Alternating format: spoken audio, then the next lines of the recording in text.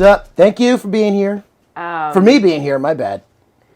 So you're a comedian. You know why I'm wearing this t-shirt today?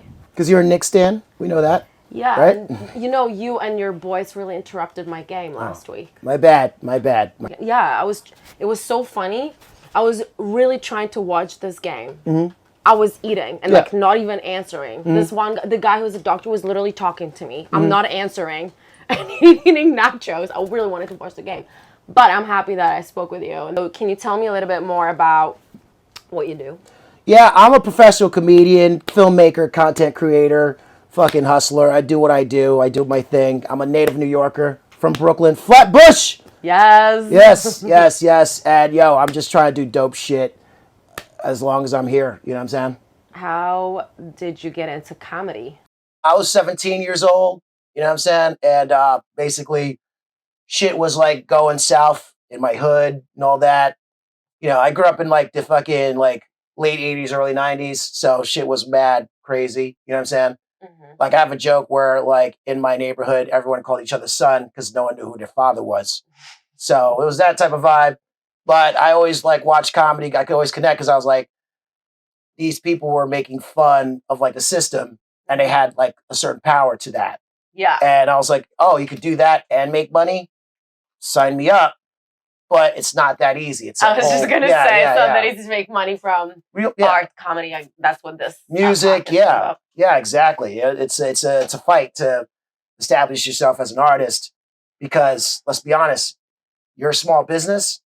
You might not even see that. You're a small business. You're fighting against corporations, and they're going to promote their people, what they want. So you have to fight. You have to fight hard as fuck. Can I curse? Hell yeah. You have to fight. You got to fight it hard as fuck to establish yourself and get yourself out there. You know what I'm saying? And that's what I've learned. Like, it took me decades to learn that. You know what I'm saying? But wait, let me ask you this. If freaking Comedy Central came to you and they're like, hey, Todd, please work with us. You'll be our industry plant and we will make you famous. Yeah. And you'll get your fucking, Netflix special. What would you say? Would you say no to that? I'll sell out. Yeah, I'm down to sell out. I'm too old not to sell out. I'm 42 now. I can't be like, yo, I'm 60 years old. I don't give a fuck. You want me to wear a dress? I don't give a fuck. I don't care anymore. Yeah. I'm trying to get the fuck out the hood. You know what I'm saying? No. I'm done. I'll fucking sell out. You know what I'm saying? I don't give a fuck. Yeah. I mean, I might not suck a dick, but... Is that where you draw the line? I mean, I'll suck a cucumber. You know what I'm saying? We can paint that shit. Well, I'm not sucking a dick. So wait, what if they said, if you suck... I mean, it's all right if you want to suck dick. You know what I'm saying? Shout out to all the ladies out there that have done that to me. Not just ladies, Thank you. men also. I mean, mostly it's all ladies that have done that to me. Which is, again, hey, man, I'm old school. Okay, unfortunately, I'm an old man now. You know what I'm saying? I, set my ways. You know what I'm saying? Sorry. Yeah, for sure. What if someone told you you're gonna get the Netflix special if you suck this white man's dick? Why does it gotta be a white guy? Just to make it worse, I guess. I mean, I guess no, I don't know. Yeah. I might get like an AI version of me, be like, hey, you want to, So you wouldn't. I wouldn't, but maybe I'll get a robot. But the Netflix special, bro, you'll be famous. Yeah, I mean, I don't know, man. I mean, like, huh. Yeah.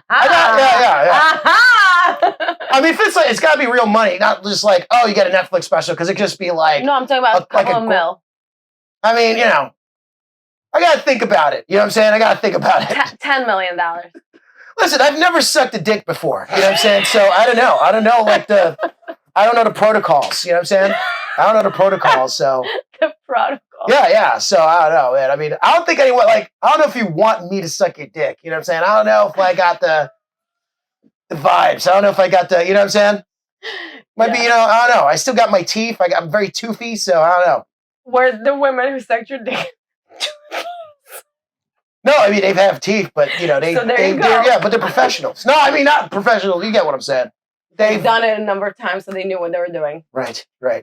And ladies, if you do want to suck my dick, sure. You know what I'm saying? Just hit my DMs. Okay. What is It's becoming a porn star podcast. Yeah. I can't believe that. Yeah, you know, dick's getting sucked all day. You know how it is. Your industry, right? Whatever. Shout out to Ron Jeremy. Oh, my bad. He got canceled. It's different now. You got all these woke porn stars. What are woke porn stars? Like, what would they do or not do? Yeah, too much story in their shit. That's what's going on. Where you're like, yo, when am I going to jerk off here? Why am I... Get to the point, Thanks sir. for the cinematography class. I don't care. You know, I came here for one thing. You know what? Now I'm going to OnlyFans. You lost your...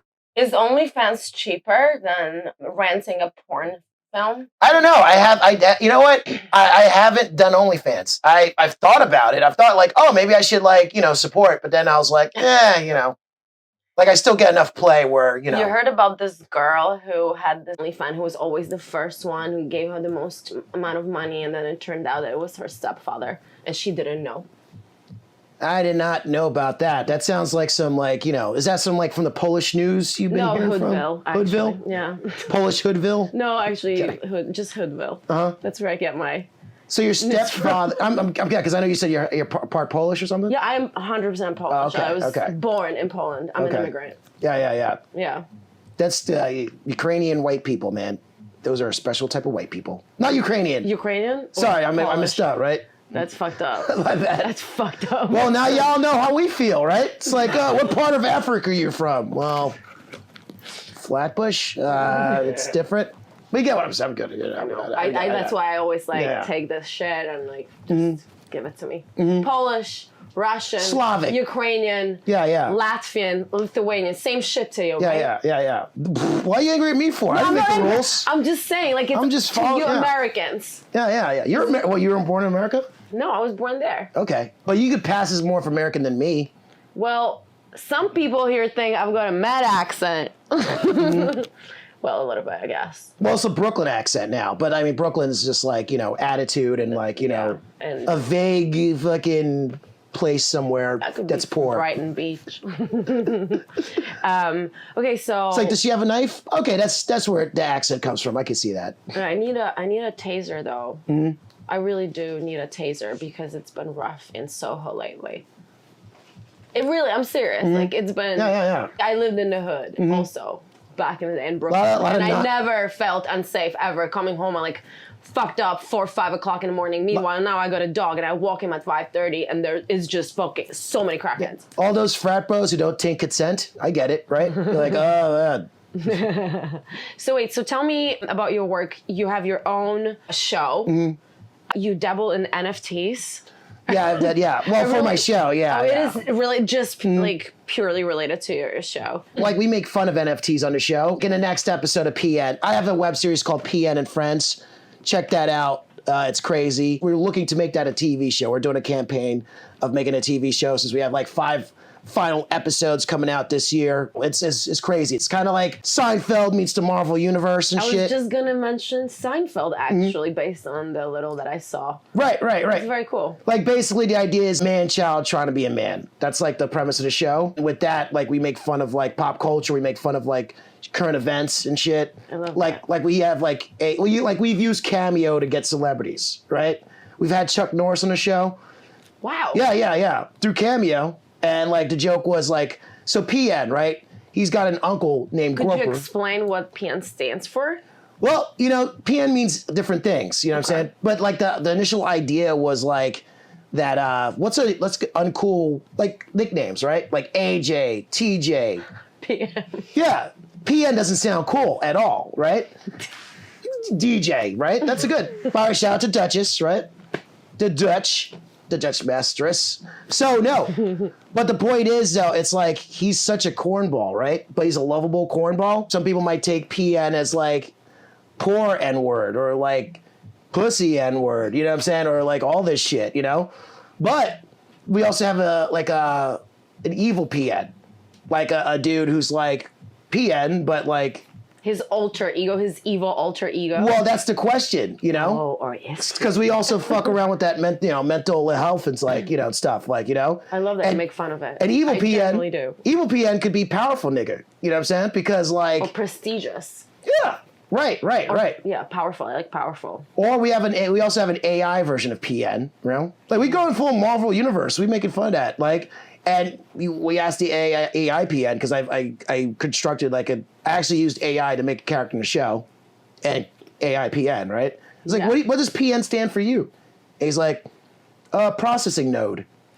So there's so with that sort of play we do, the ambiguity, all the craziness comes out. But basically the premise of the show is he's this dork who's kind of middle-aged, late millennial, you know what I'm saying? Is it based on you? A little bit. I got a funny voice. It's basically, I was like, you know what? I got a funny... I was going to say, your voice is really powerful and, it sounds so loud. I love it because I grew up in a very loud house. Mm-hmm. So I, appreciate people speaking really loudly. Immigrants are loud as fuck, I'm half Caribbean. I'm half Haitian, half Jamaican. I'm full Caribbean. But I was born here. Amazing. What a great mix. yeah. That's a dangerous mix, right. Is it? All right, so Jamaicans and Haitians... Back then, gangsters. They did not like each other. No, they just. So your parents' story is like a Romeo and Juliet type of a love story. No, it was just the hood. So they were like, yeah, they got it on, and I was raised with my grandparents, the Haitian side, and they did not like the Jamaican side. Damn. And the funny thing was, this was before the Haitians moved in the neighborhood. We were the first ones. We were back then, instead of gentrification, it was white flight. So it was an Irish Italian neighborhood. And they all left because these brown people, and then steadily, but yeah, the joke was there's the Jamaican building and then there's the Haitian building, and when you're half and half, it's no one wants to fuck with you, you know what I'm saying? Oh. No, it is what it is. It's just. So you didn't belong to any group. You felt like your identity was torn in that way. I mean, I watched a lot of TV too. I was raised by my grandparents, my grandmother really. I was just kind of a dork watching TV and shit. I was kind of a nerd, you know what I'm saying? I was a fat kid. I just I like watching a lot of TV. So even when people go oh, you don't sound like you're from Brooklyn sometimes. Yeah, I feel like you don't actually. I thought you were maybe from Cali, dude. Yeah, where do you think all those sitcoms are shot? LA. So I probably got a lot of that, Yeah, for sure. Yeah. But I hear that. But also I got hood in me too. You could tell I could fit in where I could fit in. You know what I'm saying? Yeah, but I relate to what you were saying about how, you watch a lot of shows. I have a mentor who said to me once that, people who become writers don't necessarily come from, the happiest, homes or, didn't have the happiest childhoods. Because you escape into stories. I also escaped into films and music. So I think that's, a thing for us. And I didn't fucking fit in at all. Yeah. I understand that, man. I grew up in, the fucking... It was hood. You know what I'm saying? Yeah. And it was different back then. And I grew up with turbulence and shit, but that also maybe I guess enriched my imagination where definitely I just went inwardly and then I was oh look, all these characters, all these things I want to do, you know what I'm saying? That's amazing actually. Well, everyone should watch this show, by the way, because it's gonna blow up. What's the comedy show at the bar where I met you? What's that about? So I got my own little comedy club, more like a comedy network, where we have shows all over New York City and also the country and hopefully over the world. It's called the UG Comedy Show, Comedy Show Network, which stands for Underground Comedy Show. And we've been around for 15 years. When the pandemic hit, we were doing online streaming. You've been doing this for 15 years? The show itself. The Underground Comedy Show? Yeah. Wow. We were doing it once a week for 15 years, consistently. And once the pandemic happened, obviously shit stopped. Oh, I don't know if you know Drexler's? No. The last venue we had was Drexler's, which is the Wiggle Room now. Oh. Which is in Avenue A. Oh, you know where I used to go during the pandemic? There's this coffee shop on Allen Street by Delancey, a Portuguese pastry shop. And Joey Bats, shout out to you, dude. A really good friend. He had a comedy room there. Yeah, I remember that. Because the business was so slow, he started letting people do comedy shows. And sometimes it would be in February, maybe 3 people listening. Guys who actually work for Comedy Central also would come or who, perform there. So it was a great mix of people who were just getting started and then people who have a lot of experience doing comedy. It was kind of awesome. I remember this one night, I was hanging out with 7 comedians and we went to this penthouse. One of them was a doctor too and had a penthouse and everybody dropped acid but me. So I wrote a short story about Times Square with comedians taking acid. It was kind of funny, but I didn't take acid. It's all right. Yeah. Not that there's anything wrong with acid. You don't do drugs, or I don't. do you drink? You drink. I know. No, you I don't drink. You don't drink? So what are you doing at the bar? Watching the Knicks. Okay. Literally, like, how do people, like, guys are relentless. I actually almost had an argument with some fucking guy who was so disrespectful. I was like, I gotta fucking leave because I'm gonna punch him in the face. Started calling my boy from Queens, like, he would have come and, like, hit him up. But anyway, I'm very peaceful, though. I'm very peaceful, though. Don't fuck with me, pussy. I don't sound like that, do I? Nah, I'm just, Just because I'm Eastern European. No, I remember when I was a kid, we had like a Russians are hardcore, man. Yeah. Well, yeah. I have a joke too about like how like Russians and Haitians are kind of similar because they come from like miserable backgrounds and they all just wear like tracksuits and like slippers. I love that style. Trying to be gangsters. Yeah. See, there you go. One of my friends grew up in Borough Park, and he grew up like very Jewish, like religious Jewish, and they used to throw like snow at Russians, and the Russians would literally come like, "I'll fucking kill you," children. They don't care. Apart from that, what are you doing like in your life, like outside of comedy? Is there anything that you enjoy doing, spending time on, apart from writing jokes and doing a show? I'm just 24/7, just like. Just creating or like surviving, man. Like if it's not like creating content, editing, or producing, I'm just like I'm working. I do voiceover stuff. Oh, cool. Yeah. I mean, I have quirky jobs too. Like I work. You know what a standardized patient is? Standardized patient. So here's the cool thing. So basically, like medical schools, right? Like Cornell, Columbia, they hire actors to play like sick people so they could train the young medical students how to deal with people, how to like, do they touch bedside you? Manner. Yeah. Well, they pay you good though, but like they also. Is that pleasant? I don't know. I mean, I haven't really thought that, Okay, like. so okay. I mean, yeah. I mean, sometimes it's like a hot chick, but you're like, really, it's just. Yeah, it's work. Yeah. Yes. No, yeah. So, but. But the cool thing is, like, they'll train you with a case. They'll give you, like, a case, like, all right, this is your persona. You're a depressed guy, and you're working at a grocery store, and the student has to, like, figure out that that's what you're doing, right? Show me a depressed guy working at a grocery store. Oh, so that's the funny thing is, so I'd actually, when I was working for NYU for this, I would actually go to Bellevue, and I'd have undercover. I was, like, an undercover, like, patient. To not just grade the student, but the hospital. So to learn how they like how people are depressed who may or may have not worked at a grocery stores, like right. like act like okay. Because you can't because basically the idea was like the patient didn't know he was depressed, so the doctor had to deduce it, because he'd have like symptoms like, oh well, I've been working a lot and I can't sleep, and then they try to figure that out, like they'll give you like a bunch of like points.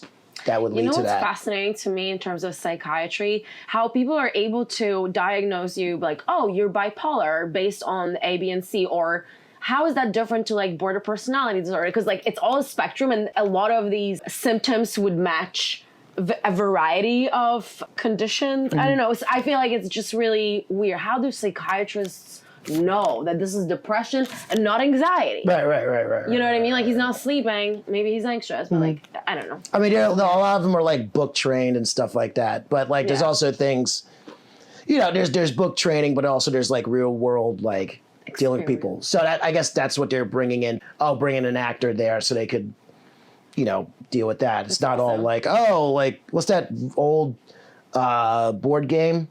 Where you had to like fucking. Oh yeah, something. Operation. Right.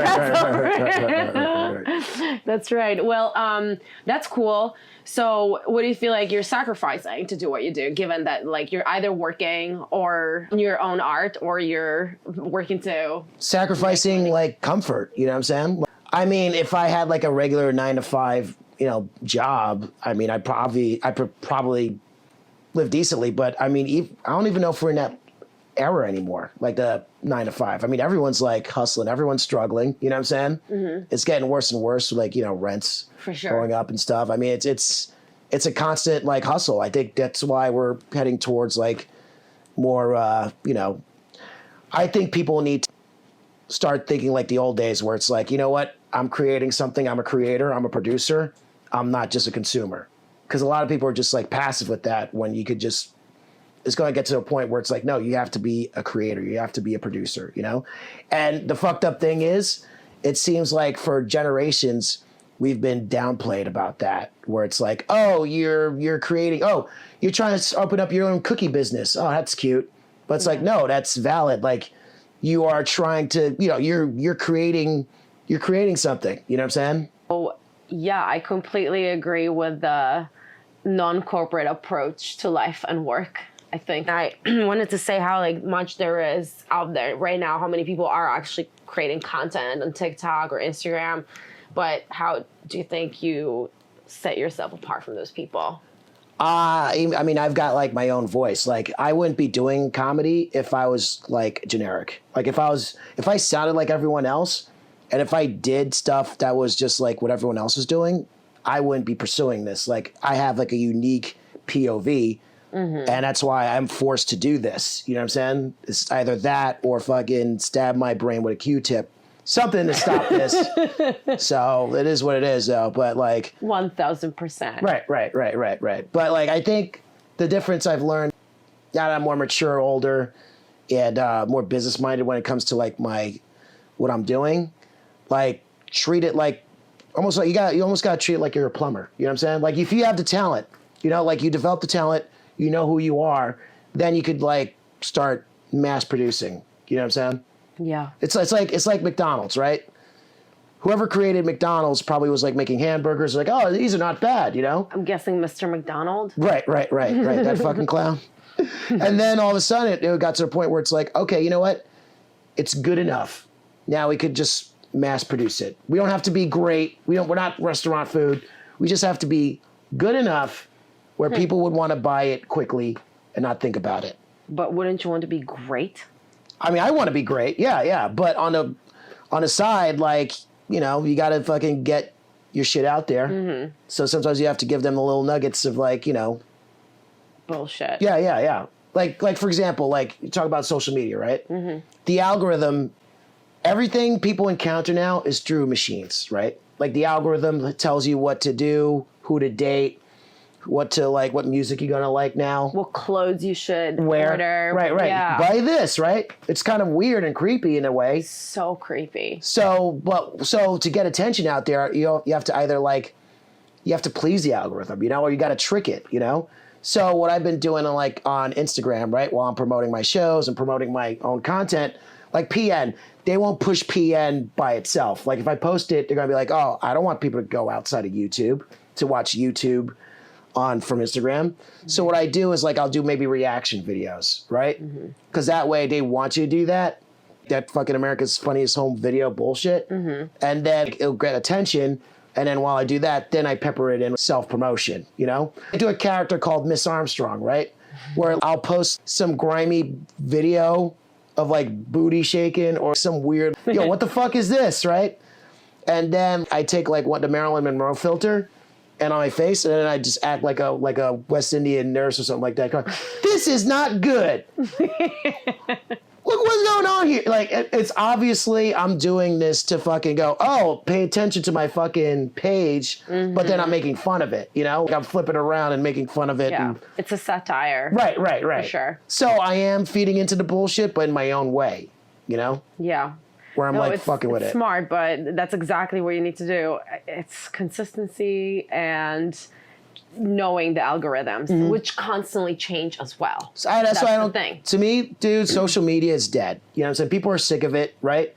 You can't even promote yourself anymore. You have to be a consumer. And people are, no, I just want to fucking share my pictures to like the people I'm following or who follow me. And your audience is a tenth of what it used to be because they just want to push commercials and shit on you. And you're just like, no, I just want. So people are slowly disengaging from, social media. It's just too much. Yeah. What's next then? Like, what do you think the alternative could be? Telepathy. For real? Why not? I don't know. All this weird shit's happening, right? Yeah, that's true. Wait, so what am I judging on Tuesday? So I've got a comedy competition show on Tuesdays at 1 and 1.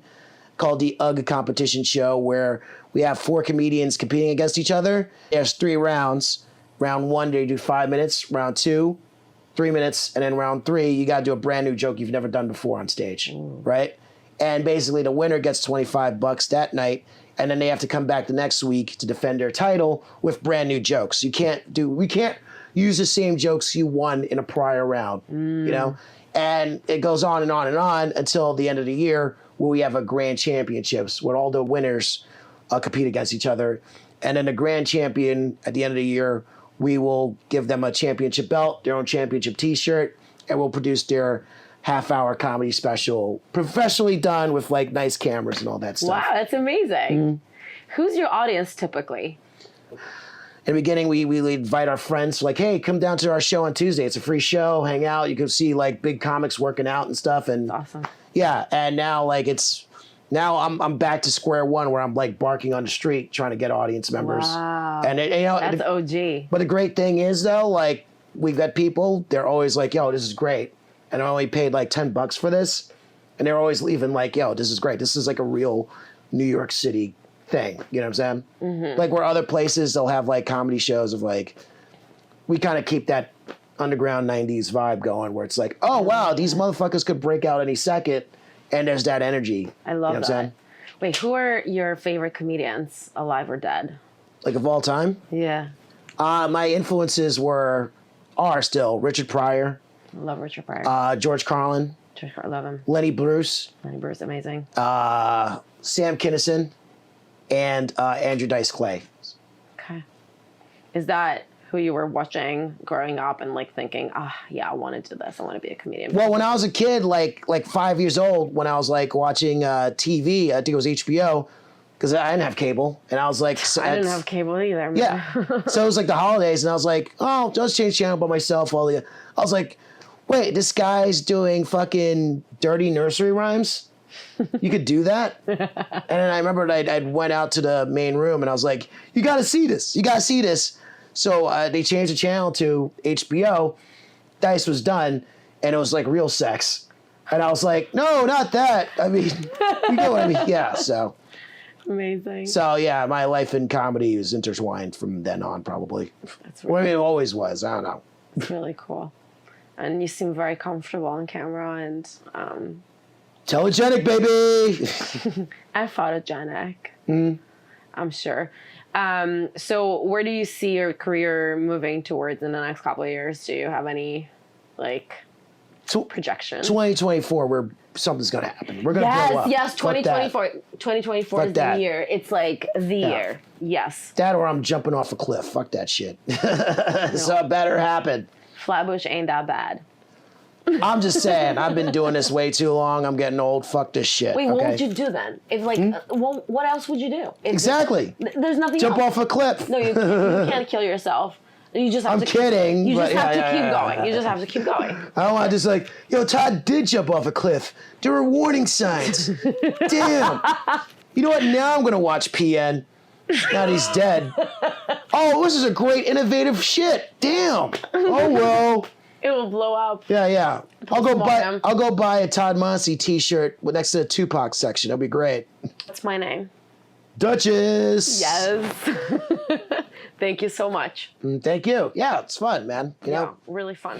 Yeah.